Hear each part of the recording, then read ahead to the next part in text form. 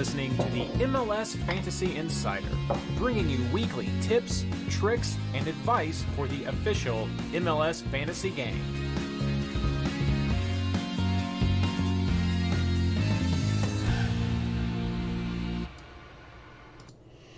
All right. Hello, everybody. Welcome to our live stream. 13 people watching right now. If you could be so helpful, go ahead and share the live stream link on Twitter for me. That is up. We're pretty much ready to go.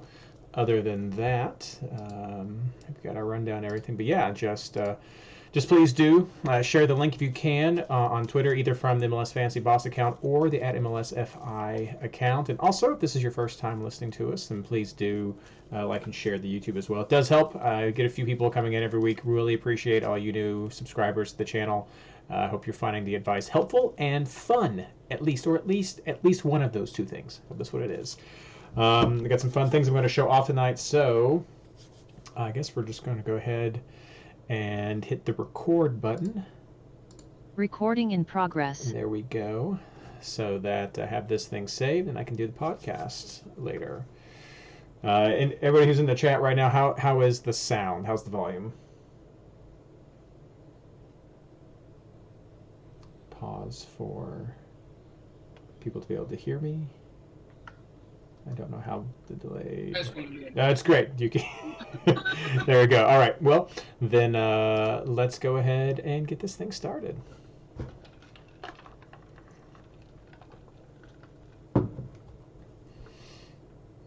Hello and welcome to episode 19 of the MLS Fantasy Insider, our preview of round 16. This episode is brought to you by Pitch Invaders, FC Cincinnati's 2021 deadline day signing. Oh, wait, no. Actually, brought to you by the amazing Patreon supporters of MLS Fantasy Insider and MLSFantasyBoss.com. I'm your host, Reed Connolly from MLS Fantasy Boss, and tonight I'm joined by co-hosts Blaine Riffle and Ashley Savage. And I'd like to welcome our special guest, one of our amazing Patreon supporters, Ari Hillman. How are you all doing tonight? I'm good. Great. Doing phenomenal.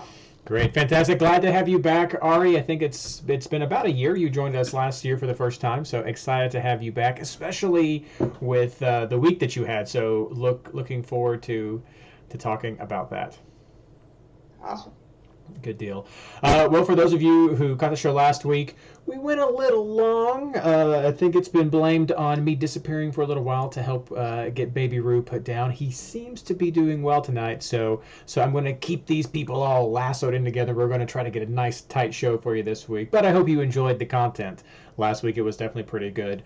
I'm going to start the show for all of our YouTube and Patreon members who are here. If you're listening and you're a Patreon member, head over and check out the beginning of the YouTube because I'm showing off some swag right now. I've got the swag in. First, of course, like every year, got the little MLS Fantasy Insider sticker with the season number up top. I think my glare is catching that somewhat. A little bit smaller than in the years past. That was my bad with the sizing I ordered, but still pretty good there. And then also there's going to be both gaiters and masks that we're having this year. I don't have the masks in yet. I'm going to have to check on the shipping of the tracking on that, but I do have the gaiters in, and you can check out these nice little MLS Fantasy MLS Fantasy Insider logo on there. So pretty cool, I think. I'll show off the masks in a future episode once I get those tracked down. Also, I have two secret special bits of swag for our $10 and $15 level donors, so that'll be coming to you. It's secret, so I can't tell you exactly what it is, but I hope you'll be surprised when it does come in. If you are interested in getting some swag, I am getting everything together for August. So if you have not been a supporter of the MLS Fantasy Insider Patreon, you can do that right now at patreon.com. That's patreon.com/MLSFI. You can join at any of the tiers, and the prize information the swag information is listed right there. And I'm going to try to get everything do it in August, because I'm going to take August and go back to the beginning of the season, because I know that just hard times and things are crazy, that people will come in and come out, but I'm going to be honoring everyone who has been a supporter since the season began. So if you want to re-up, feel free to re-up. If you want to join for the first time to qualify for some swag, do that. My goal is to make sure I get everything sorted out in August so I can ship it out at the beginning of September. I will, of course, if new people join in after the first ship out, I will get everything shipped out in future shippings at a later date, but I'm going to be prioritizing everyone who is a member in August and since the beginning of the season first. So if you want to be in that first wave of shipping, please do head over there and join. So that's the quick little fun announcement. I hope everybody enjoyed that little sneak preview. And again, if you're listening to this as the podcast later on, head over to the YouTube channel for MLS Fantasy Boss and just check out the beginning of the show at least, and you can see a little preview of the swag. I'll post it later in the Patreon supporters. You'll be able to see it. But yeah, check it out. It's pretty cool. I'm really pleased with what we got so far. All right, but let's get back into our recap of round 15. It was crazy. It was massive. It was a huge double game week, and I don't know if anyone was trying keeperoos or switcheroos or whatever, but it was massive. And there were some huge points, and let's just see how we all did. Blaine. Yeah, I mean, I want to say I got an 89 for my draft team. Great week there. Got an 85 in FMLS though. That's a little bit shocking because draft no captain, so my draft team did better than my regular team. Kind of hurt on that one a little bit. I don't really feel like I made that many bad picks. I just think it was a little bit of getting lucky where you needed to. I had good points pretty much all the way around. 7s, 8s, and 9s off my bench. Seafood didn't hit for me. That one was a shocker. But I think if you went heavy on LAFC thinking they were going to have a good week, it caught you anyway. The Vela captain was probably the worst decision of the weekend. But I mean, Cornell on the bench for front end of a keeperoo worked. I grabbed Gutman, just seeing what would happen there. And Red Bulls got the clean sheet. Mensa really stunk the first game, but came back with a 14. Mukhtar got a 6. That was probably the only other disappointing one. But when you're seeing mostly 8s, 9s, and 10s on your team, and you still end up with an 85, and I dropped some in Champions League standings, like it's just kind of a disappointing week, even though it was a really good score. And I don't really feel like I made any bad decisions. It was just a weird week. Definitely, it was. Ashley, how'd you do? Yeah, I got an 88, and I feel a lot like Blaine. I captained Nani, which I was pretty good about. But Vela and Sifu burned me. I played Maxi this week, who only did the 1 with 6. Literally all of my defenders got clean sheets, but my keeper was like a big bust, and my bench was just roaring.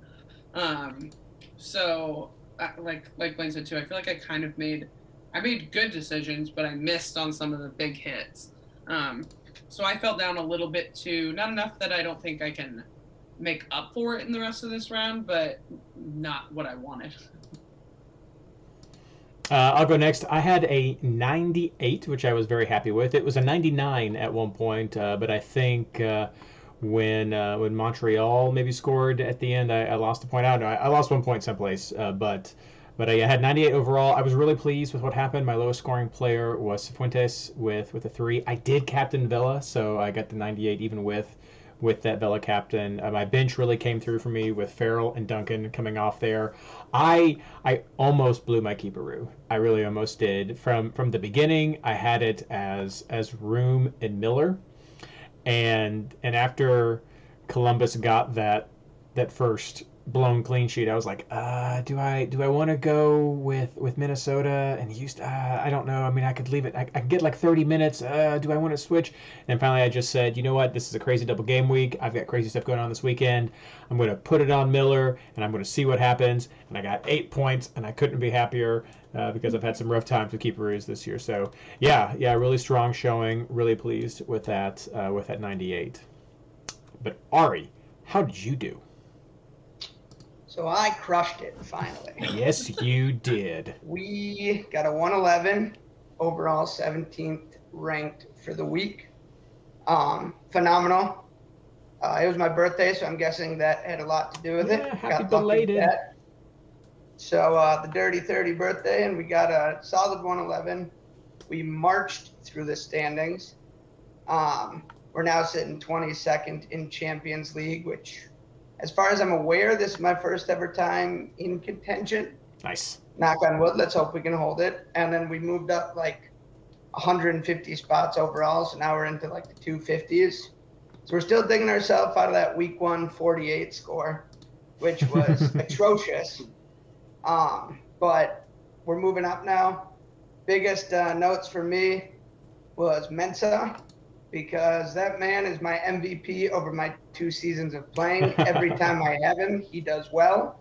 So although at the beginning of the week he dropped us with a garbage score, on Saturday of my birthday he threw a 14 out there as a good present. So it was great for me. This was finally a week where I looked and I went, oh my God, this is, I always see it in the Discord, people in the top 25, and I go, never seen that before. That looks pretty awesome. Is that Photoshop? Now we finally we marched in and we're in that spot. So for me, I hit on all my guys pretty much. The worst I had, I think, was however you say Coronel with 7. Vela did not even play. He was my third bench option in my 2 for 3. So Castellanos and Mihailovich, they're 11 and 8 played for me. And then I also had Duncan, Ryan Reynoso, Nani, Rusnek, and Pulido. So all of them did very well, and I am very happy with my score. Very nice, very nice. Excellent. Yes, happy belated on that, and what a fantastic way to do that. And yes, marched in exactly. Congrats on the Champions League.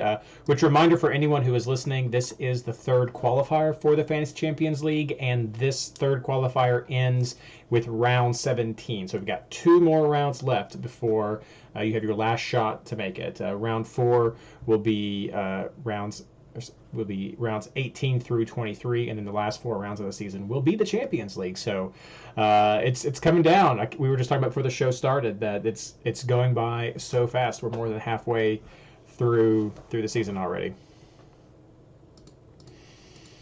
All right, let's. I see some scores from chat. Lots of the high 90s. A couple of people were triple digits. Fantastic. If you scored triple digits, you should have had a very good week. Unless you were maybe near the top of the top, maybe you went down some. But if you scored triple digits, you should have been seeing positive green arrows.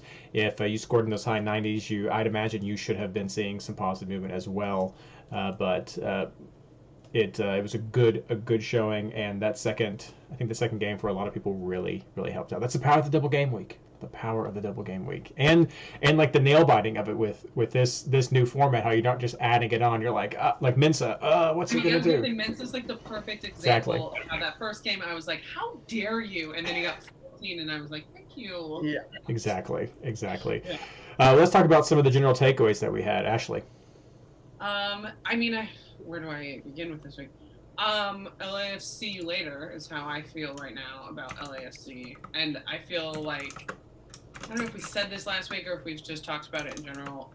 It's like you keep waiting for them to pick it up. And it's like, Vela kind of did, but I mean, he's a lot of 5s, 7s, and 8s, right? And Rossi's not getting on the board as much. Tuesta's not getting as much. I just don't know that I can keep talking myself into doing it. Segura being out, I think, is going to really impact that defense. For sure. And we're already seeing that big time. I know they signed, the backup center back from NYCFC. I don't see that being a clear-cut replacement. So for me, I'm going to start to fade them. I think Vela is his own entity, in my opinion, but they just, what a crash and burn of a week for them in fantasy and everything else. San Jose, Atlanta, and Miami starting to score was something that I walked away from this week being surprised and kind of happy about. I also thought, from a fantasy point perspective, I didn't watch the game, but from a fantasy point perspective, New England looked okay without Carlos Teal. I think that, Bo's still getting a goal both games. Said a lot. I think that formation, lack of formation change worked well for them. But that was kind of surprising to me, if I'm going to be honest. But kind of nice to see as well.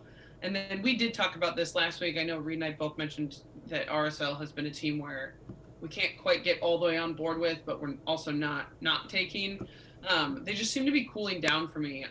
I'll talk about them this week because there are some players that I do like for this week, but generally they had such a hot start across the board, defensively, midfield, forwards, Rubio, Rubin, but they just seem to be cooling down a little bit to me. So that was something I took away from fantasy points-wise this weekend. Blaine. Yeah, first highlight I had was rotation sucks. Saw a lot of it this week. We had a lot of guys coming back from Gold Cup that didn't play midweek, which I kind of expected. But I think I saw a lot more rotation across the board this week than normal for a double game week. It really kind of surprised me. We saw big names sitting out everywhere, guys we expected to play. It didn't affect some of my decisions. I know Mukhtar got a rest to start the first game, but I really wanted him for the second game anyway. And since he was on the bench, you knew he was healthy. We saw a lot of rotation, and it hurt some scores. And it really throws some games out of whack when you don't know where the rotation's going to come from, because you expect certain games to go certain ways, and then you see a coach sub out half the lineup and do whatever they have to. And yeah, it threw this week out for me. It's hard to take away a lot here. But being the sporting guy, I think at this point I have to concede Shallowy's better than Polito for fantasy. He's got a higher assist potential.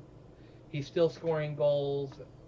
Polito makes that team so much better, but I think Shallowy's your fantasy option there going forward. Kinda does seem to be filling in nicely for Busio. He doesn't have the point floor that Busio had, but he is kind of stepping up as the midfielder to watch. Can't believe Miami and San Jose are continuing these hot streaks. It's not just that they're finding ways to score goals, which I had talked about last week. The defense is really stepping up. They've been shutting down some powerful teams and keeping games closer. Maybe these two teams are really putting it together. And then this was, other than the clean sheets, this was an awful week for the Red Bulls. I'd been talking them up. I'm wondering where that offense has gone. We've talked about Klimala and Fabio quite a bit lately. The midfield seemed like it was starting to get together and do something, and then now the midfield's just kind of disappeared again. I don't know what's up with Red Bull, and I took him for defense this week, hoping that would work out, and it did, but I'm kind of shying away from their attackers, and I'm not seeing it get any better right now. All right, what about you? So I would start with, first of everything they said kind of made sense, and I loved it all. I would agree with pretty much all of it. Wanted to add Ola Kamara. I'd like to change his name to Gola Kamara, because he has been on a goal-scoring tear these last 5 games. I think he's got, 4 games, he has like 5 goals, I believe. So he's kind of just one of those guys. Of course, I didn't take him last week. I was going to. And then I was second-guessing myself, which never goes well in fantasy. And so I decided to watch him as he punished me for not taking him and scored a goal last game. Also, Minnesota at home. I did a little check on that. Their last 7 home games, 5 of them have been shutouts, 5 clean sheets at home. The Houston one I felt pretty comfortable with. But then I guess I just didn't really realize that until I had to check the notes on that. But yeah, that's 5 for 7 at home on clean sheets. Is a big one for me. So that's something I took away. And then it was talked about last week, but I seem to be a week behind on it, is that Seattle slump. When they played San Jose, that's when it kind of woke everyone up. But yeah, their last few games, I'm kind of surprised myself, because that team was far and above the best team in the league when we started. And now, like I said, they're struggling against, even Dallas, which nothing against Dallas, but with how well they were playing, I expected them to kind of just run through the table, and they're definitely slowing down a bit. So I noticed that this past week, and throughout the Discord chat, it went down from everyone saying which 3 Seattle players are you taking to is anyone taking any Seattle players? So those were kind of my big takeaways for the week. Oh, well. Yeah, you guys touched on a lot of what I was going to say. I think it's really important to point out LAFC, Seattle, and San Jose. Those are all teams that have sort of had a shift in what people consider them. If you think like the go-to picks, when you're looking at the go-to, LAFC has some of these teams have been either go-tos or bet against. Definitely things to consider if you haven't in the past. But also some other teams, exactly like you were saying, Ari, looking at Minnesota's home clean sheet record. I mean, looking at Cincinnati, they've not been getting beaten. They've not been winning, but they've not been getting beaten. So that's a team that we have in the past have been betting against very much. Red Bulls have had some shifting if we were going to. Their transfers have happened. That's what I'm leading up into with all of this. I mean, Miami's not necessarily as bad, but they're still kind of bad. But there have been a lot of transfers in the league. So go through MLSsoccer.com, check out the transfers that have happened. Some of them have some potential. We've got to see how these players work in, who's going to be immediate, who's going to be a backup player. So just go through that list, take a look. You could find some diamonds in the rough, but I think it's still a little too early to tell right now because of everything that's still shifting. Like Blaine was saying, we've got injuries, we have Gold Cup, we have call-ups, people coming, getting reintegrated back into the team. So it's kind of hard to pick out if some of these moves are going to be for permanency or just temporary to fill a gap right now. All right, well, let's move on. I think it's a good recap. You can take a break finally, guys. We have a little breather. So let's move on to our housekeeping section and talk about what's coming up for this next week.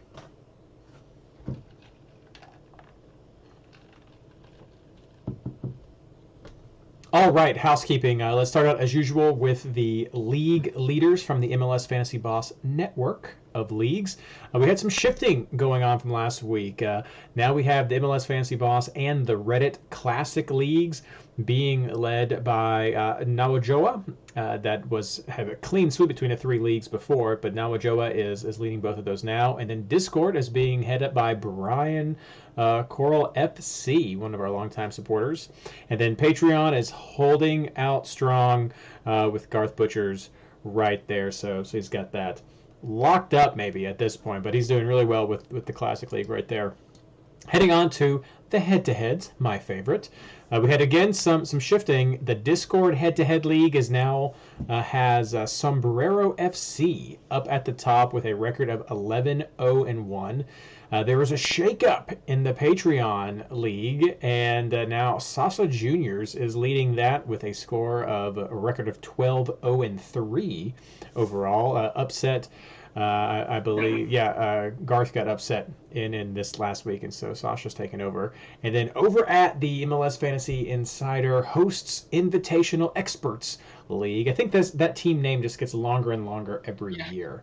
But over in our Invitational League, we have a tie now between Mito and Skylar with a record of 12-0-3, but Mito is still leading by points. So pretty tight right there. I won all my head-to-heads, so I was pretty pleased with that. So it was good. It was a good time. Okay, now let's start talking about round 16. So 15 was this massive double game week that started super early and all kinds of crazy. You have a time to breathe now, everybody. Take a breath and let it out, or you can hold it longer because games do not start until Friday, August 13th, at 10:30 p.m. Eastern Standard Time with San Jose versus Vancouver. An interesting game in and of itself, but we have plenty of time to decompress, to think, and get ready for this week as everything starts Friday, August 13th at 10:30 p.m. This is not a double game week, so you don't have to worry about that. But you do have 3 teams who are on a bye round this week, so very easy to work out your switcheroos and your keeperoos this week because of that. We have Orlando, Philadelphia, and my FC Cincinnati who are all taking a break this round. So those are the players you want to target easily. Easy to find 4.0 or 4.1, whatever players to put into your team to get those switcheroos set up. As far as suspensions and injuries go, as usual, I will now turn it over to Blaine. Yeah, I didn't see any major injuries this weekend to add to the list. I don't think anybody's really come back in more capacity than they have been. I know Blanco's starting to play a few more minutes, and Portland looks better when he's there, but I still think that's a little unpredictable on what's going on. No red cards that I saw. All the red cards were midweek and served over the weekend. But Justin Glad for RSL and then Bresson for Dallas both picked up their 5th yellow and should be suspended for this upcoming round. I think that's everybody that's out. I know if you guys saw, like, Joseph Martinez picked up a red in the midweek, served it over the weekend. So if you saw some of those reds come up, I think everybody served their red card suspension over the weekend, so everybody's available now. Now, I will say that we do have, this is why Philadelphia is gone, or while they're getting a bit of a break. We have the CONCACAF Champions League games being played on August 12th. Philadelphia is going to be away to Club America, and then in September, Philadelphia will play again. Of course, that doesn't impact you this round because they are on a bye, but just keep that in mind that this could bleed over into round 17 and there could be injuries involved with this, so keep an eye on Philadelphia because they're playing in Champions League this week and there could be repercussions as always. Reed, on that front, I'm trying to figure out which tournament it is, but Sporting plays a game on Tuesday, tomorrow night, against Lyon. This is the Leagues Cup? Yeah. That's what Seattle does too. So Sporting plays Tuesday, and so does Seattle. Okay, yeah, I didn't know if there were any other teams. Looks like New York City may be in on this as well. Yeah, they're playing on the 11th. And then Orlando and Philly, but that doesn't necessarily affect this. Yeah. One. NYCFC, Sporting, and Seattle will have midweek games technically. Yeah. And that may be why we saw a little bit of rotation on the weekend. They're at least all home for us, so no one will be traveling.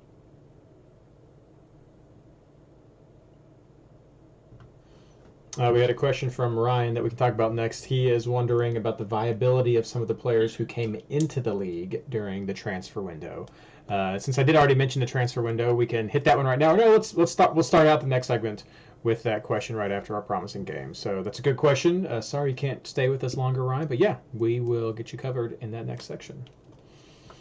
All right, anything else you guys, Ari, Ashley, want to add about injuries or suspensions or call-ups or any kind of stuff? No? All right. Well, then let's move on into round 3, our player picks for the upcoming round.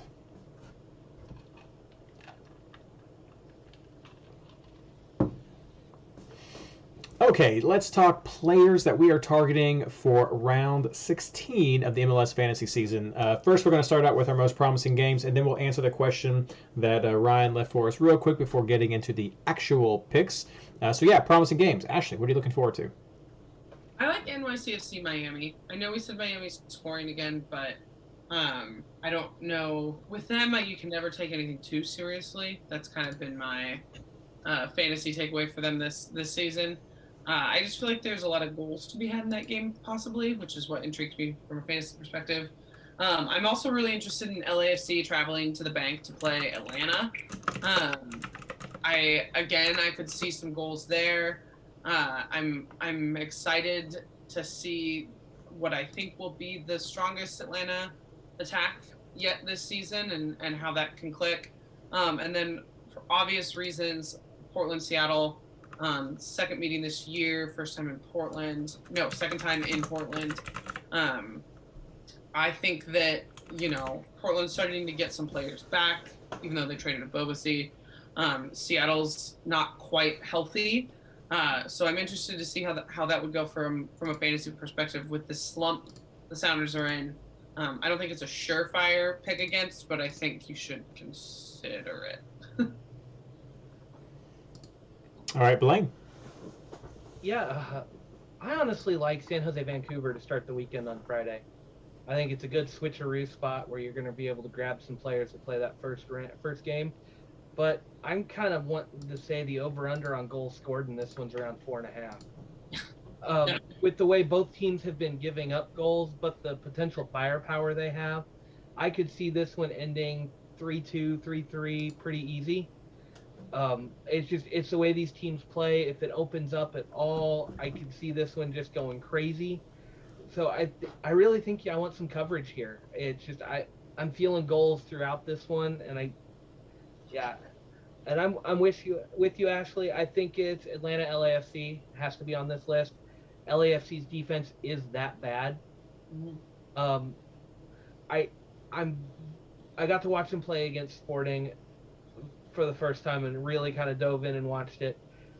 I think that defense is killing the whole team. I think that's right. The midfielders. Ironically, do you know what I mean? Like I do feel like that's what's really affecting the attack. I don't think there's any trust in that defense right now, and so the midfielders are hanging back to help cover and fill in gaps. So they're conceding a lot of space, and there's no link up play with the top. And when that happens, Vela, the way Vela's playing, he should be getting back to his 8, 9, 10 average, but he's not getting enough of the ball because the midfielders aren't there to feed it to him. So they're playing back. So I like this Atlanta game, and I think that's a 100% bet against LAFC on the defensive side right there. Minnesota LA Galaxy is another one that's on the list. I'll let Ari really dive into that game because I'm sure he wants to talk about that game a little bit more. And then I love the idea of Colorado and Houston this week. Colorado's been getting stronger. Houston's kind of tapering off again. I think that's going to be a pretty lopsided one. And then finish it up with Nashville and DC. Nashville's had a good defense, but I really love the way DC's playing. I think that one's going to be a goal fest too. I really see that one going end to end and opening up pretty early on. And I think that's going to be a game you kind of have to look at and try to find some coverage for it.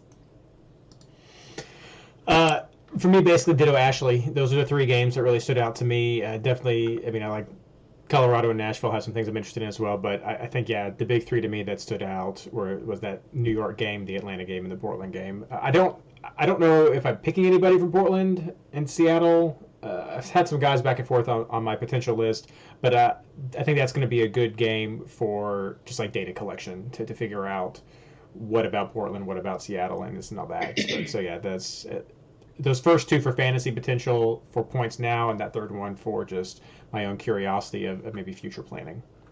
Ari. So I would say first, again, ditto Ashley on the New York City and Miami game. Sounds like a clear consensus. You can literally just copy and paste what she said because she hit it perfectly.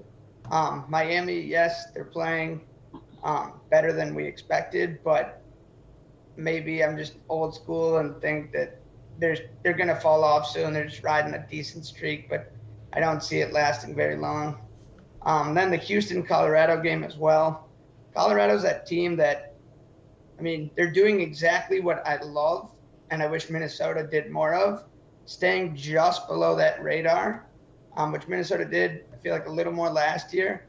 But they're sitting quietly and comfortably in that 4 seed, and they've just been kind of dominating every game, so to speak, or at least getting by enough, doing enough tactically to get by.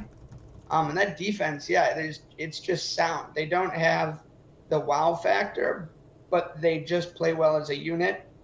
So you guys like Trusty and Abubakar are the type of guys that you want in your lineup because of that reason. They're not flashy, but they get the job done when they need.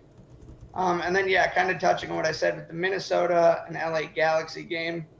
Minnesota is at home again, so that 5 clean sheets in 7 games is kind of ringing the bell in the back of my head. With that said, LA Galaxy do seem to give us some trouble at home for some reason. Very even match, at least the past couple we played in Minnesota, including the playoff where they did unfortunately knock us out. But again, Minnesota's starting to find their groove. And at home, that stadium does get super loud, and you can clearly tell that it does affect how the players play. So even though, yes, it is a little biased because I am a fan of them, I do think that does have a big factor in it, and you can just clearly tell. So I think those are my big 3. I am excited for Portland, Seattle, mainly just for the derby aspect of it. Those games are always fun, and everyone plays a step up. So that'll be exciting to see a lot of those guys. But mainly those three are my big takeaway games. All right, well, let's move on to the question that we had from Ryan before we dive into players. As I said before, transfers is something to keep an eye on as teams are changing. But Ryan's question for us is, what are our thoughts on the fantasy viability of some players, of the players who came into the league during this transfer window? So we're not talking about players like Mark Anthony Kaye going from LA to Colorado, but some of these new players coming into the league. So what do you all think about viability? Blaine, let's start with you. Yeah, I'm a huge advocate for the idea of being cautious in the summer window. Other than Clint Dempsey wasn't one. It was Nico Ladero. But he's about the only one I can remember in recent years, and I guess Reynoso to a degree last year. By the time playoffs rolled around, he was really hitting his stride. But those are the only two guys I can ever remember coming in the summer transfer window and really lighting it up in the fantasy game. Yeah. Not saying other guys haven't had good MLS seasons to start with, but there seems to be a learning curve when players come over here and start playing in MLS. We're a little bit different style league than the guys are used to in Europe. We can be a little bit more physical. We don't allow certain things on the physicality side that they're used to over there. It's a different game over here to a degree, and it can take players a while to adjust. So I always say be cautious with that, but look at the needs of these teams that have been signing players. Big name that came in, let me find him on the list because I'm just blanking on it. It's LA Galaxy's new striker, Javelchik, or whatever. I'm going to butcher that one. Yeah. Where's Chicharito been lately? If he's hurt, if he's not playing, I don't know what the deal is there. I have to ask what's going on. You bring in a young center forward who wants to prove himself, he may slot in right away. I could definitely see that happening. That's a position of need. Other teams, Vite for Vancouver just came in as a midfielder. He's 19. I expect him to start playing sooner rather than later. Vancouver's got nothing to lose. If he brings a spark to that team, they need it. You got to look at position of need. Most of the defenders are pretty much a non-factor. There's been a lot of defenders signed. But I'm not looking for guys to really come in and just blow up the fantasy score sheet unless they're that forward on a really good team. And Arango came in for LAFC, and he played last week. He came in the week before. He's already played. Given the way that offense is going, given the absence of a true center forward, Vela likes to play or plays better off the wing. Vela and Rossi seem to do better when they're playing on opposite wings with a good center forward. That's a player that I could see really coming in and having a major impact in the fantasy game in this year. But a lot of it comes from the players that are around him. Now we're talking LAFC with this terrible defense right now, and that holding everything back, and that makes me skeptical on everybody, including Vela. But if they ever fix that defense, if they can get more possession, they can get it in. I could see him having a quietly good year and being a good option to finish out the season for probably a little cheaper than everybody else. I haven't looked at his price yet. But I get cautiously optimistic with certain ones, and you've got to fill a position of need if you're really going to play that. So, Ashley, I'll kick it over to you with this one because Seattle just got a guy, and I don't know if he's going to be a starter for them. I feel like he could. But not in September. Okay. So I think this wasn't specifically Brian's question, but my answer to this question is this week, there's not a single new person that I trust enough or like enough to play, if that makes sense. I'm a little less cautious than Blaine is. I like to try to jump on a train before it starts. But I think there are some really interesting signings from outside of the league. But I think a wait-and-see option for most of these names is a better approach. Some of these signings for different teams I feel like were Band-Aid signings, like Blaine was kind of saying. some of these signings I think are intentional and in order to continue to build. But there's nothing that jumps out at me enough to say I want to try that out this week, or I want to see how this new guy does. I know Vancouver signed some people, but I'm never going to be able to talk myself into that because they're Vancouver. But generally, I think it's important to know who got brought in as a DP, who got brought in as TAM, what are their visa situations, and how quickly are they going to be able to play, and to just kind of look at lineups this week and maybe even next week and see who's making the bench, and how well have they fit in. Some of these people are coming from leagues that they haven't played a season yet, right? Like it's an off-season time, and they're coming here to start the season, so they haven't played since what, when did everything else end? May-ish? April? I don't remember now, but you know what I mean. This isn't mid-season for them, and I feel like that's probably the biggest kicker sometimes is unless you're coming from Liga MX, a lot of these guys come in and they're not in mid-season form, and the league is. So that's always my hesitation with summer, but yeah, like I said, there's not a person that excites me enough to try it out this week. Ari, anything to add? They pretty much got it. I don't like to go super bold. Occasionally you need a week or two like that, but yeah, a lot of these guys that come in, I think it's great because it makes me, at least as a fantasy player, keep an eye on them, and I think that needs to be done. But there's no wow factor usually when they come in right away. I have to see them in form, and I think they need to get accustomed, like you said, to how the MLS league is run. Every league has their own little different bit of swagger. Everyone runs a little bit differently in MLS compared to other leagues. And so when they come in, they kind of got to find their foundation or their groundwork before they can really be trusted as somebody that you just pick up right away. But that said, if you like being bold and you don't really care about Champions League, so to speak, and you just want to have that one wow week, go bold and take someone. And hey, if a new guy comes in and hits a hat trick right off the bat and you captained him or you had him, that's awesome. Let everyone know. But unfortunately, I do not have that will at the moment. Haven't quite gotten that far into the league yet. Yeah, you punched your Champions League ticket. There's some interleague transfers that I'm like really into, and I would really like to. And again, I don't know that was specifically Ryan's question, but I think Mark Anthony K is coming into Colorado super pissed off. I don't think that's the trade he would have liked. A Bobasi, I'm interested to see playing as an actual striker, not throwing him out on the wings like Portland was doing lately. So there's some interleague transfers that I'm very interested in. But again, I'm just waiting to see where they are in the lineups this week. Yeah. Both of those guys you said started. Exactly. This last weekend. No, Bobasi came off the bench. He came off the bench? Okay, I know he played. He came off early, though. It was like it was like a 30-something minute. Yeah. Okay. Yeah, no, I think you guys nailed it. Most of these outside of the league at this point, I think, are plugging holes like LA Galaxy, you were saying, Blaine. Even at Cincinnati, picking up another defender from Nottingham Forest, I believe.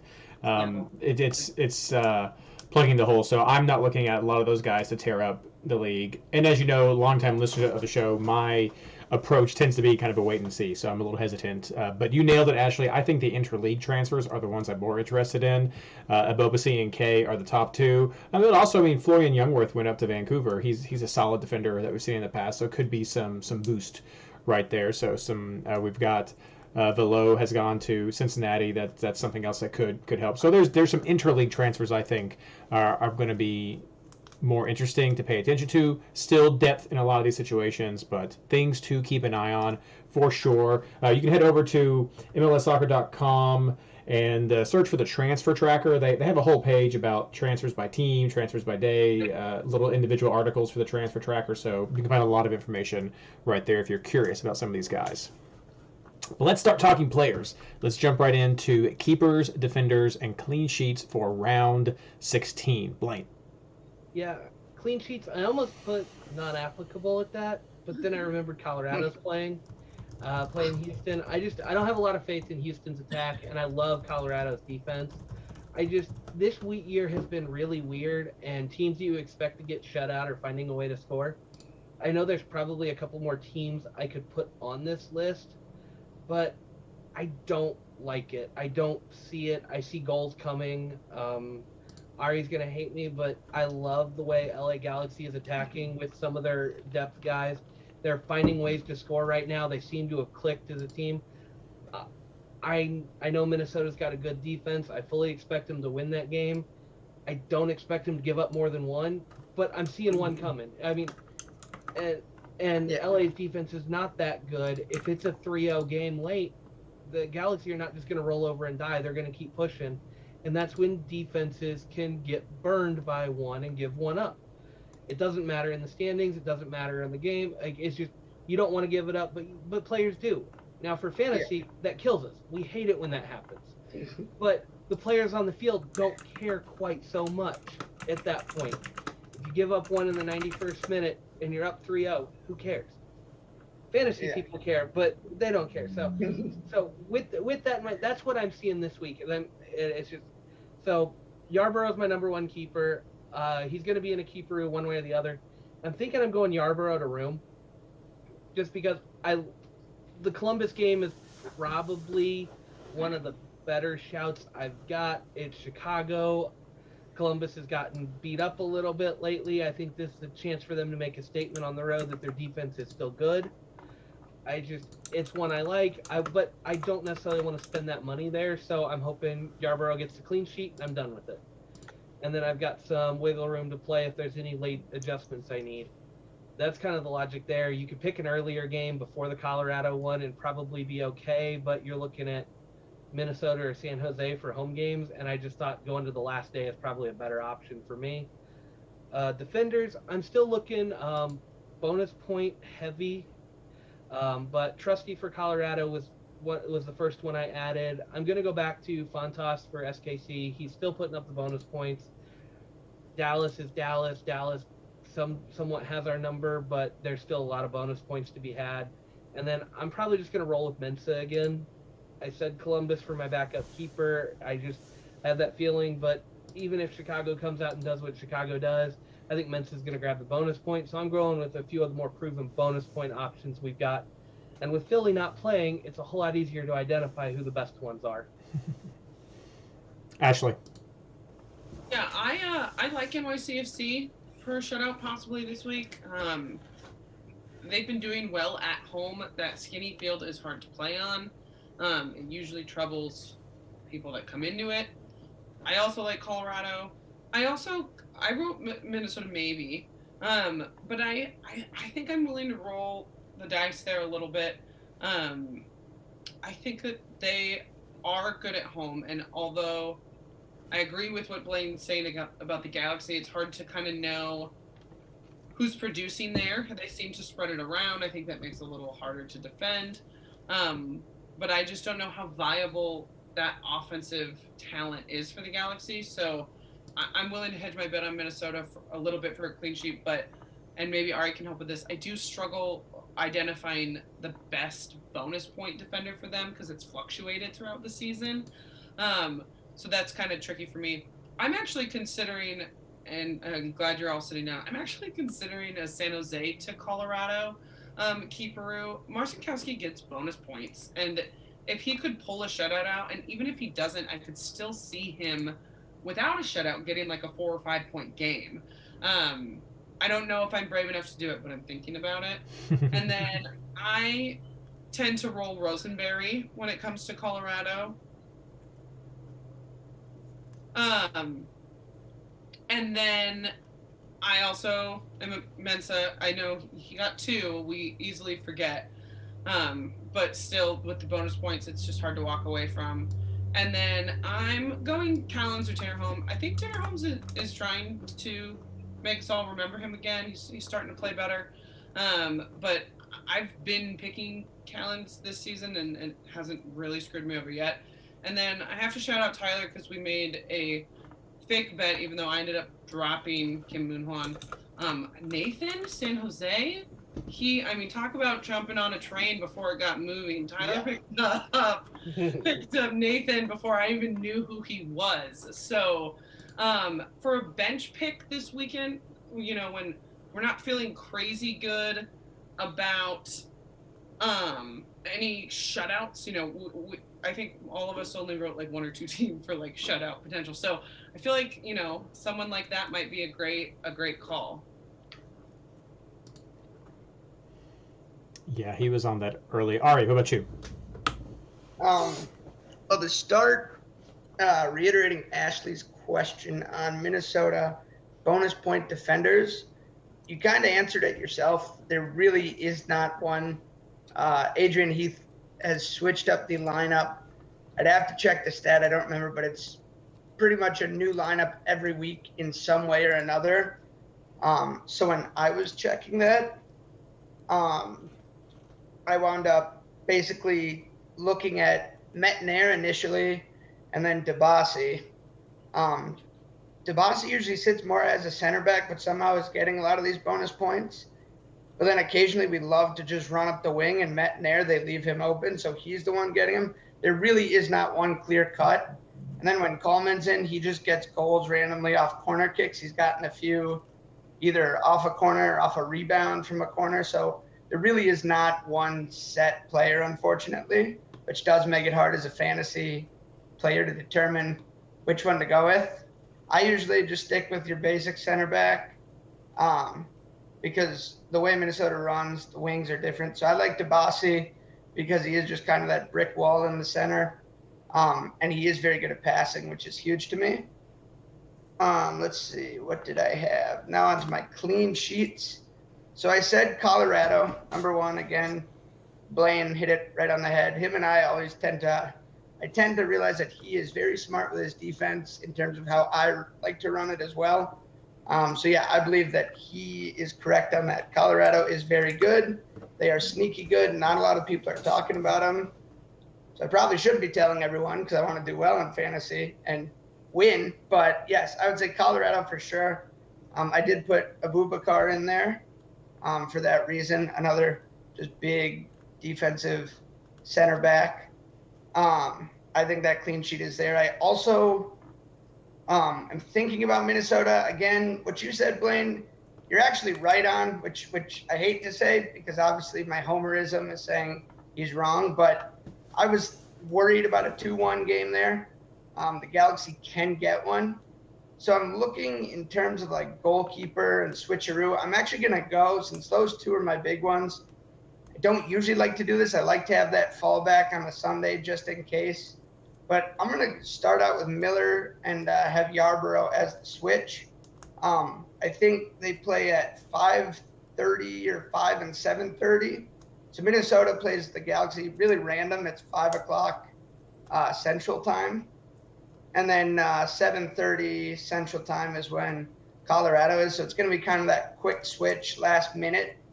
But so yeah, Miller's on the bench. Hopefully he'll work out. And then I could just drop Yarborough and be happy. But if not, I probably would switch to Yarborough. For defenders, again, I went with Abubakar. I do like to do the goalie/one defender, kind of get that double, either big win or big loss, take the risk on it. That's kind of my wow factor. So I am putting Dabasi on the bench just so I have him as well. Again, if Miller and Dabasi hit, I still probably keep Abubakar in there. And then I have Fontas, however you say it. Again, the bonus points. Ever since Blaine started talking about him, I started watching him a little more. And yeah, he gets them. He's there. And that SKC team, when they're clicking, they can really click. So I'll take him. And then as a fallback, I do have Mensah. Again, he's been my MVP for the last 2 years because when I have him, he does very well for the most part. If I'm lucky, I won't even need to put him in because the other three will just get phenomenal scores. But those are my main players that I'd like to go for. And then lastly is for my scrub pick, it's Ike Opara. He is officially off the loons technically, but got to give him a shout out. If you have the money and you just want to put him in your lineup as a scrub, to let him be on the lineup, give him some love. So I I'll throw him in there as a shout out. Iko Parra deserves it for all of MLS. Farewell That's tour right there. Yeah. Oh, sorry. Please edit this out. We're taking Sawyer to the emergency room, so I gotta hop out. Oh, right. Good luck with that. Let us Super know. sorry. No, let us know. All right, bye. Right.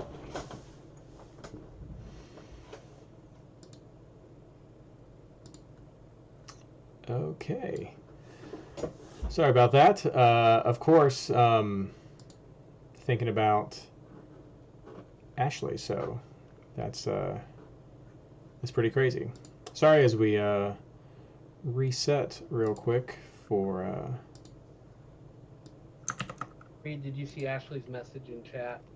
I did not. Got it. Yeah. Okay, we'll do a little bit of editing. So yeah, everyone, keep Ashley's family in mind. We will keep pushing forward. Sorry for that. Maybe a little bit of a downer for the rest of the show listening, but let's keep going forward. So yeah, I think you guys have that right. I really like Yarborough for a keeper switch this week, which does really limit who your options are. I mean, other people who I've been looking at, I was looking at Johnson potentially, but versus Miami, I don't know. I mean, Higuain's gotten some goals recently, so maybe something could come in with that. So it does limit those early games if you want to go with Yarborough, since Colorado does play at 8:30 Eastern time. The only other option you have is Minnesota, which is what I have right now with Miller on the bench. You could go with San Jose versus Vancouver, but San Jose's not had great luck with clean sheets. Vancouver has been able to get some goals, and all of San Jose's clean sheets have actually come on the road. So interesting right there. But they are unbeaten for several games right now. So, but maybe not a clean sheet right there. If you're going to go with Yarborough and not one of the earlier games like Miller, I think you then do look at Room. Maybe you go with Willis, but I'm real worried about Willis just with some of the form that DC's been on, with them being able to get something through there. And they've had a little bit of a shuffle with their defense as well. And then that Portland-Seattle game is just bananas. So, I mean, I feel like some of your better options this week are going, if you're going to go with Yarborough, either having Minnesota as your switcheroo, rolling the dice on San Jose if you wanted to do that, or going with Room as that. If you want to go somebody else, like going with Johnson, that does open you up for a few more options. But you're going to have to go with a Sunday keeper as well. But you could maybe look at that Real Salt Lake late game. I don't know how you feel about Real Salt Lake with McMath. I don't think Ochoa is still available, but I think for me, I'm looking at Yarborough plus either Miller or maybe Room. As for defense, when it comes to Colorado defenders, I'm going with Trusty this week, and that's just because he has better bonus point generation when compared to other options like Abubakar. So I like Trusty right there. I do also have Mensah as a guy, and then other ones I've been throwing around a lot. I've got Nathan right now because of what Ashley was saying before. He does have a lot of great bonus point potential, and that could happen with Vancouver, and there's a shot at a clean sheet potentially. I'm looking at maybe Herrera over from RSL. I don't know. I feel like Austin can get some offense going from times, and so it's not necessarily solid that RSL keeps a clean sheet, but Herrera has chances for offensive bonus points as well and some assists. So that's in the talk. You're exactly right, Ari. Of course you are, about Minnesota with shipping the bonus points around. Metnair is leading on the bonus point generation right now. Then it's Gasper, and then it's Dabasi, and they're all very close and all primarily defensive bonus points, not offensive bonus points. So if you're going to go with one of those guys, I mean, maybe Gasper's the hot commodity right now. I think he's had some good runs as of late, maybe a bit on form, but any of those three I think are interchangeable as far as a bonus points perspective. And if you really want to ride somebody that's hot, not hot, but someone who is sort of recently hot, I mean, you could look at Hollingshead. I don't know. We've liked him a lot. He's definitely offensive. He's been playing further up in the field. Maybe something opens up against Sporting Kansas City. But Dallas has been on poor form this season. And Sporting Kansas City is what, number 3 right now, Blaine? Is that right? No, we're first. You're first. Yeah, and Maybe was it Shield? Was it Shield your 3? I thought they Shield were number Shield were number 2. Okay, I thought something was 3 with It's you just guys, New but England. maybe I guess I got my Yeah, numbers it's crossed just up New there. England, and we're only 2 goals back of New England for most goals on the season. Maybe that was before some of the double stuff. I was looking at something. I Yeah. thought it was 3. Anyway, but no, I do worry. But I'll throw Hollingshead's name out there as sort of just a random flyer with maybe can write a little bit of a way for something. Probably not a clean sheet though. Yeah, Reed, one thing I'd throw out there, because I like watching Hollingshead play, he gets better fantasy points when he is actually lined up on the defensive line. Mm-hmm. He was not getting good bonus points playing as a left winger, but when he's playing as a left back and there's somebody ahead of him, he gets a lot more space to work. He's coming up. He just does so much better on fantasy that way. I would actually say if you're going to take Hollingshead, be prepared to drop him if he is playing in an advanced position. You only want him if he is on the back line. All right, well, let's move on to midfielders now. Ashley did have to leave us for a family emergency, so I'll go over her picks really quick, and then I'll kick it to you, Ari. So Ashley likes Maxi from New York City FC. She likes Espinoza from San Jose. She likes Reynoso from Minnesota, and she likes Barco over at Atlanta. Interesting picks. A little bit of overlap. Ari, who do you like? So I was looking at, for Minnesota, Reynoso or Robin Lude, however you pronounce it. No one knows exactly. But both of those guys are crushing it. The only difference is they've been playing Robin more as a false 9. So occasionally they put him at striker, which obviously he'll still score that goal, but the bonus points that he normally would get when he's sitting more on the wing or in that midfield spot, it decreases a little. Again, just like with our back line, like it's not enough to make or break your week usually. One may get you 11 while the other gets 9, but ideally both are good choices. So I haven't really made up my mind on which one of them I'm going with, but as of now I have it at Reynoso. I'm looking at RSL's Rusnak. He started to pick up some steam. I know it was the Rubio, Rubin, and Krylock show at the beginning of the season, but Rusnak's been kind of carrying the load there. I do like RSL at home this week. A new team in Austin coming to town. They probably have to learn about altitude, which I say that from Minnesota's experience in like Colorado, where it does take time getting used to playing there. My other picks were Barrios for Colorado. Again, I know Blaine's talked about him a lot. I've always liked watching him play because he is just one of those guys that hustles the entire time. I could see him netting one. This is one of those games where, again, after just watching Houston come to town here in Minnesota, they really look not good. And again, I don't mean to harp on them, but like this looks like one of those games where Colorado could walk into Houston and look like the home team. Yeah. So I could see Colorado's Barrios getting a goal. And then I also threw in there Chara. Give me Chara for Portland. Again, that's a 50-50 pick. I'm not really set on that one yet, but I do like the thought of a derby game, and usually a lot of those derbies can wake people up a little bit, make them a little more intense and a little more active. So I did put him in there as he has been playing solid. He's not a full-on boomer bust, but he's been getting you a solid 5-6 points, which at this point, if you're just trying to hold down a spot, you'll take that. But those are my main go-tos. Okay, Blaine. Yeah, a lot of variance this week, and I'm going to keep adding to it. Yep. Maxi and Ray were kind of two of those easy ones to slot in. I think they've probably got some of the best matchups for midfielders. Want to make sure Maxi starts. He's been in and out, and I kind of want to see that lineup. I'm probably going to continue rolling with Mukhtar in Nashville.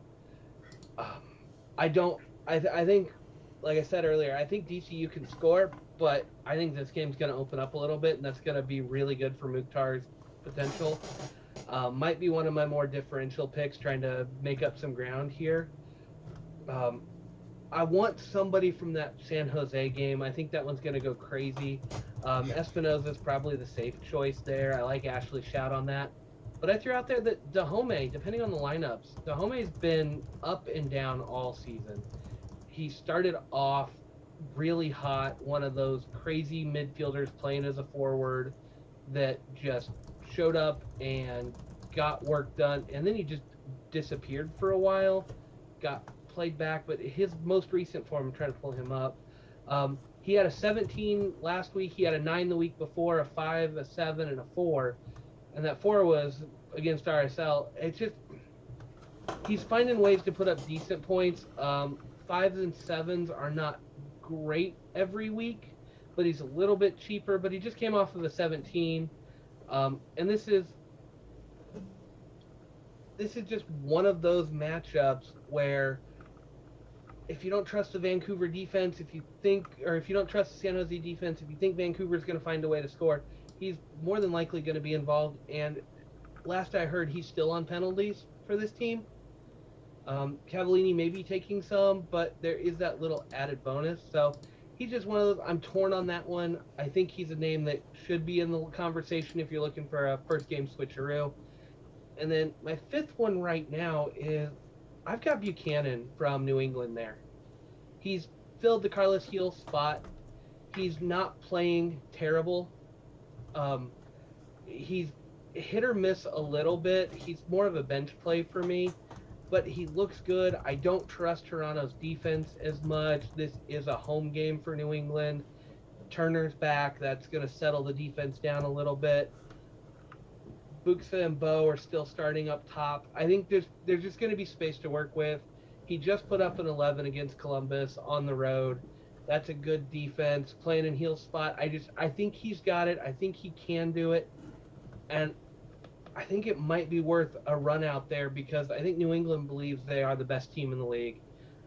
I think they know that they don't need Heel to do this. And I think they're just going to go out and get the job done until Heel's back. And I think Buchanan's going to be a huge part of that. So I've got him in there right now. Interesting.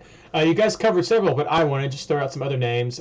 Maxey, you're right, Blaine. Check the lineup. I'm looking at Reynoso right now, like you were saying, Ari. For me, it's a bonus point situation, and that's where I fall in there. Rusnak, Krylock. I still don't know where I fall on all that. Lean Rusnak because of bonus points, but it's really close between those two. That might be, if I go with one of those, that would probably be a game day decision for me. Okay, some of the other new ones.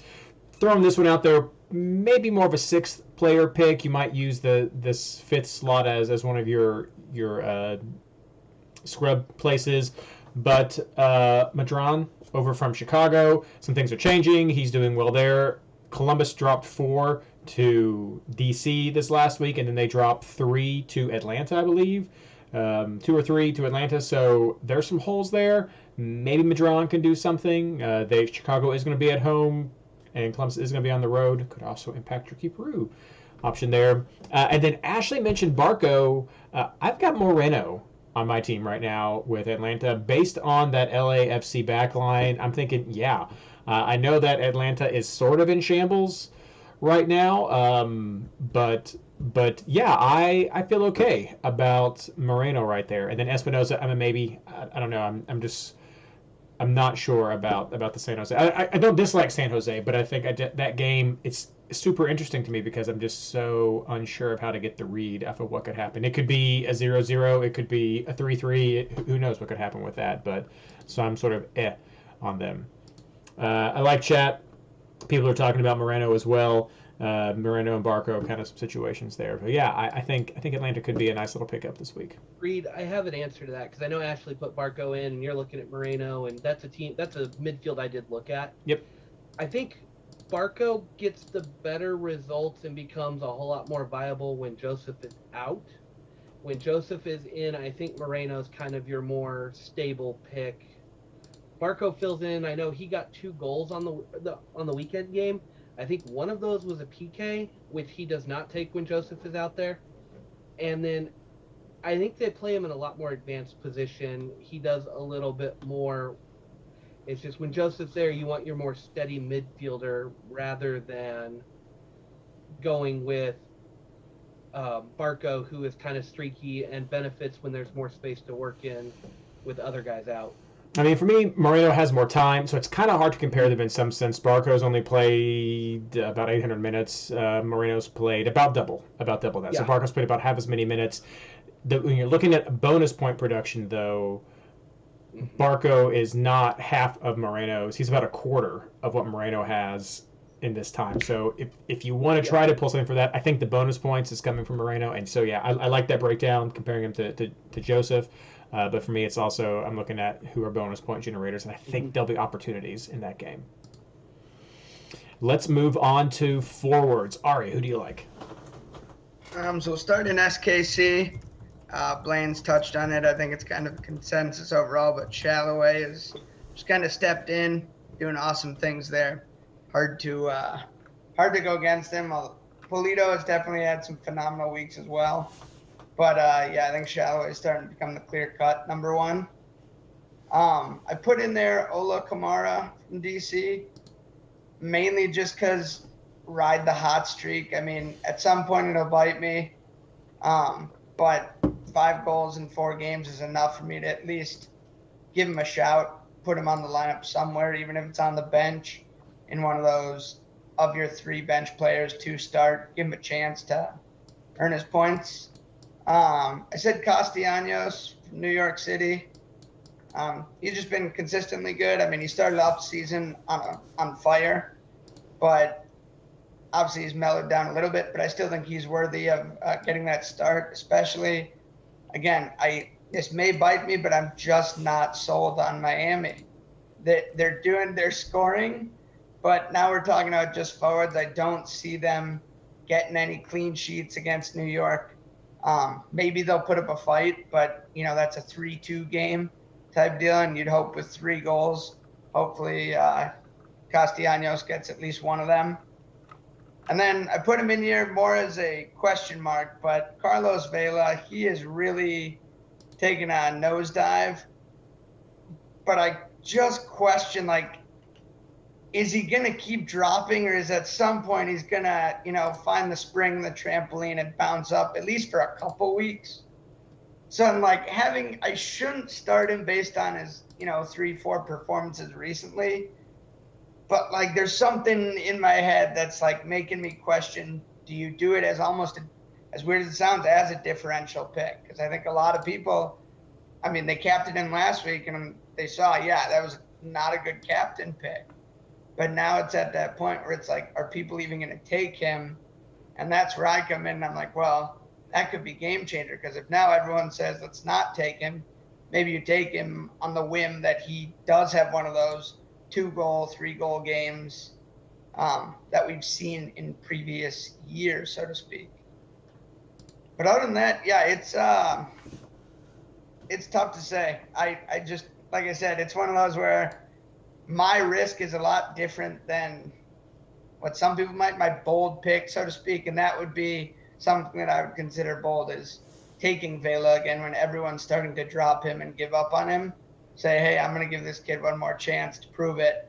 And hopefully you walk away with your chest puffed out, all cocky, but otherwise you kind of eat those points. It does happen. Blaine. Yeah, that's it for me. Yeah, Shalloway's the guy. I talked about him earlier. Better than Polito at this point. The stats are coming out. People are talking about it a little bit. MLS is not talking about it. Shalloway leads the league in non-penalty goals and assists combined with 15. That's ahead of Carlos Gil, I think, or he's right there with him. It's point for point. It's crazy how good he has been this season as a dual threat player, passing and scoring. He's got it. I think he's just going to be the set and forget. Now that I'm pulling Vela out of my lineup, I think Shalloway's just going to be in there until he cools off, which may not happen this season. Shalloway's vaulted himself into the number 2 spot in the MVP race. MLS may not give it to him. They may try to put some guys that get paid more money up there ahead of him, but he's hands down your number 2 behind Carlos Gil. So I think it's time just in the fantasy game where we set him in there and just leave him there permanently, because he's doing it every week. He's not on international duty. He's younger. He's not picking up the injuries. He doesn't need the rotation. I think he only got rotated out for the weekend game this time because they have a game coming up tomorrow night. I'm going to keep rolling with Gustavo Bo. New England's playing too well. He's scoring regularly enough. He's typically been on my bench, and he's been playing well on the bench. Sometimes his 5 to 7 is enough to come in. Sometimes he gets overshadowed by one of my other 2 bench options, and that's fine with me. But I like having that steady bench spot taken where I think a couple of guys may be better, but if they have a bad game, I've got his points ready to go.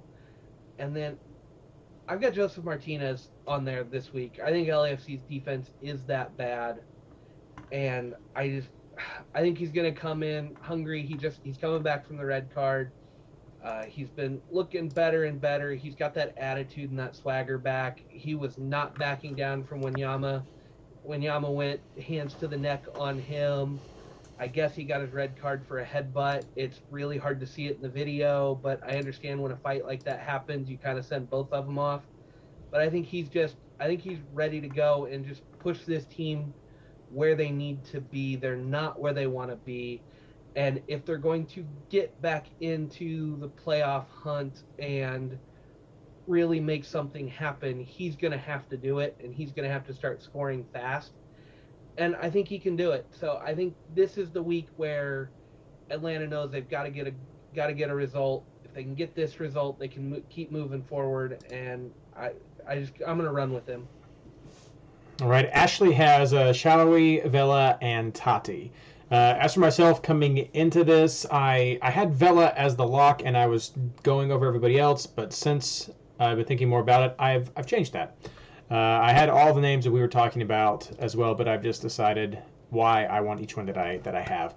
I like Shallowy for everything you just said, Blaine for the form that he has and the potential he could have to be the MVP of the league if he continues at the pace that he's going. So I like that. And Dallas's history, I think even on the road, there's the potential for him to go off.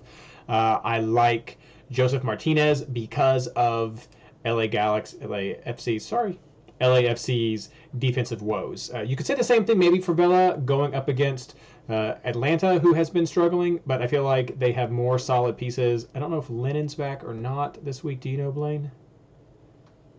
I'm not 100% certain. But I like the defensive unit that Atlanta has more than LAFC's, and they'll be at home, and so I like the chances for Joseph to be able to score.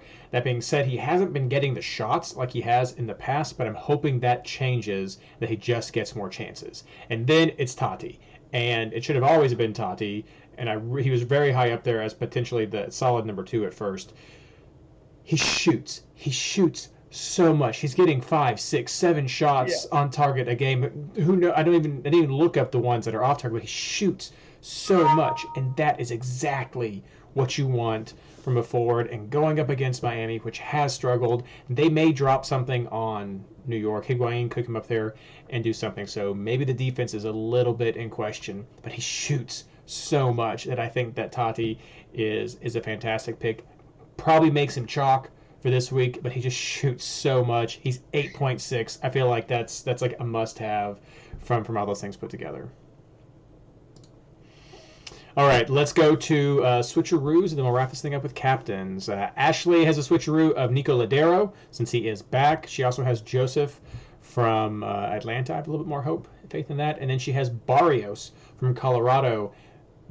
She made me say that. That is not me. That is Ashley. That is who Ashley is looking at as Barrios from Colorado. Blaine, what about you? I'm surprised you didn't have me read that one off for you. Well, I mean, I'm not that bad. I'm here for the people. Yeah, Espinoza and Dahomey for San Jose and Vancouver in that first game. I think if you're going to take a guy from that first game, you're automatically putting them on the bench. You can see that first score the first night. It's real easy. Mihailovich is a guy that didn't really get talked about. He's quietly been putting up solid numbers. A lot of 7s, 8s, and 9s this season. It seems like every time I grab him, he's an 8 for me. As a bench play, that's never bad.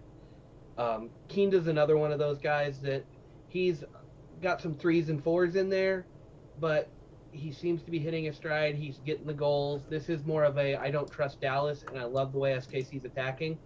So Kinda's one of those guys, but he's potential for a 3 or a 4. He could really go off. And same with CJ Sapong. He has really staked his claim to that starting striker role for Nashville, and the team seems to be responding around him, and it's starting to pay off on the score sheet for him. If you're struggling for money, which I know most people aren't at this point, but if you are struggling for money, he is on the cheaper side. He's also just putting up decent numbers, and I like DC's defense most of the time, but I think this one's going to turn into a goal fest, so I've got to throw Sapong out there as just a potential. His track record recently is insane for his cost. He's a guy that I haven't had him on weeks when I really should have, and I'm really upset I let him slip by in draft, because that's where I keep track of some of these guys, and I keep hoping he gets dropped, but it's Brian Anderson who has him, a friend of the show, so he's not going to be giving that one up, and he's going to hear this and laugh when he listens to it, because I'm so mad at him for taking one of those guys. But I think he's really got it, and I think he's quietly turning into one of those guys that's going to be a contender every week, because at this point, I know Cadiz is a DP. I know they brought in this new guy, Aki Loba, but Sapong's playing way too well to get subbed out right now. All right, Ari. So, yeah, going on with Blaine, I kind of agree that first game, a lot of times it's nice to have somebody. Espinoza, for sure, would be that guy for me. Dahome, if he plays, also in that category. Both have the capability to do very well. I'm noticing with these switcheroos, and it's probably why they're switcheroos, they also have the capability to drop your 3 or 4. That's why I also have Gotti Kinda in there. And Mason Toy, when he is playing, it seems like he always is getting that goal. For the most part, not a bonus point guy at all, really, but he does get you those 6 points. And again, in some of those situations where you're very unsure in some of these single game weeks, sometimes you kind of take that 6 and say, you know what, throw it on my bench. And in one of those 3 bench players and start the top 2, if you're really unsure, maybe that 6 pays off in a rough week and gets you that 1 or 2 points that takes you from a terrible week to a mediocre week or something. But I do like to give him a shout. Again, he's a former Minnesota guy, so there is a little bit of bias there. But I have been watching him, and with Kyoto out, when he plays, him and Mihailovich, I mean, honestly, I almost want to just copy and paste Blaine's list, because it's like he nailed them all perfectly. Toy or Mihailovich for Montreal both get you that potential 7, 8, or 9, but also could drop you a 3 or 4. Yeah, there weren't this week. It was kind of weird looking at it. I really didn't have any wow factor switcheroos. So yeah, I'm going to stick with just those guys. And, you know, obviously it's early in the week. Things can clearly change. Big news can come out within a week. We'll see. But those are the guys I would say as my switcheroos. All right, and finally, captains. Who do you like, Blaine? Yeah, my gut says just go with Reynoso. It's the bonus points. It's to take the midfielder. I'm really trying to do that this year. But part of me wants to go for that wow factor, as Ari says, and take Joseph against LAFC's defense. If these games were reversed, it would be so much easier because I'd see the lineups for that. I hate not getting to see what LAFC is going to look like, what lineup Atlanta's going to roll out, and making my captain pick based on the unknowns. If it's bad and I don't want to go with Joseph, where do I go from there? You're looking at the Derby game. You're looking at Nashville. Do you go Zella at that point?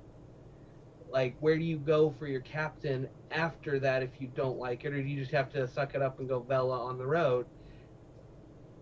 But part of me really wants to go Joseph because I think this is the breakout game. I really feel like this is the week he's going to do it. But the safe pick is probably to go Ray and just leave it there and stick with the midfielders who get the bonus points. All right, Ari. Yeah, so I also I have Reynoso right now.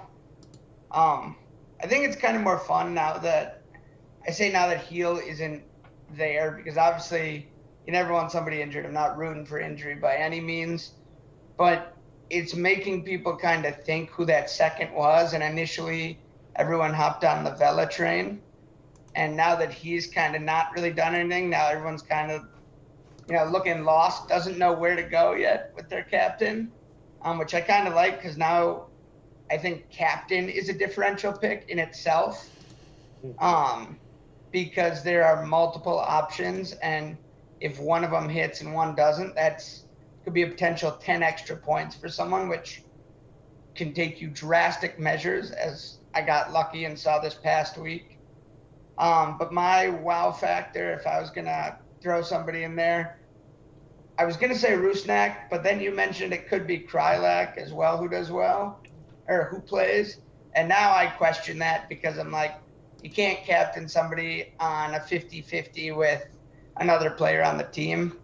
But I will give a shout out, as much as it pains me to say this, Joseph Martinez for Atlanta. Obviously, the Minnesota-Atlanta rivalry, we just don't like him up here. But he's always been that guy, and he's been really good. And again, I like the possibility of take somebody that not a lot of people have, and he could go off like crazy, and all of a sudden that you become the hot shot in town, which I do enjoy. For Ashley, she has it on Reynoso or potentially Tati. Yeah, she knows. For myself, I'm really not sure. This is kind of tough. I'm going to put it on Reynoso because I think that's the safer pick. That's sort of the chalky pick. But so I may just leave it on. I'm going to put it on Reynoso in case I just become so indecisive that I don't change it, and then I'll at least feel okay about that. But keep monitoring our chat, our MLSFantasyBoss.com, Twitter, everything like that. More information will come out, and we'll get some more information, especially from the Discord voting. All right, well, that's all that we have for the show tonight. Let's wrap everything up with plugs. Blaine. Don't think I have anything this week. All right, Ari. Yeah, I got nothing crazy. Just shout out to, again, Iko Para. Respect to any MLS player who is done well for any team and just kind of known throughout the MLS. I think that deserves a call out. And then obviously, thanks for having me on, because I do enjoy the show. The Discord group is awesome. So anyone that watches the show, I'm sure will see the Discord group. But if not, check them out, because I found that's where I find a lot of information. A lot of my friends, they ask me how I do so well, and I just show them, hey, I have a whole network of people from different teams, different fans of different teams that give me the news. So I'm really nothing special. I just am in a group with a lot of people. So shout out to Discord for that. Other than that, that's all I got. Yeah, as for me, of course, everyone, keep Ashley in their thoughts. I know she had to leave with a family emergency. Hit her up on Twitter just to see if she's doing okay. But yeah, keep Ashley in mind. On the soccer side, MLSFantasyBoss.com for our articles that we have a little bit more time to draw out this week. Also, check out the Discord chat. It's a fantastic resource. If you have not already, check out the Patreon. And if you sign up, we've got the swag that's come in, just waiting on one final thing. Get signed up so we can get the swag shipped out to you. It's super cool. Looking forward to that. And yes, thank you to everyone who joins us in chat. Thank you to everyone who's a member of the Patreon community. You guys make this such a special experience. We're over halfway finished. We're so close. It's crazy. It's just flying by. But I hope you all have fun with this week with a little bit more time to breathe. So with that being said, as always, good luck.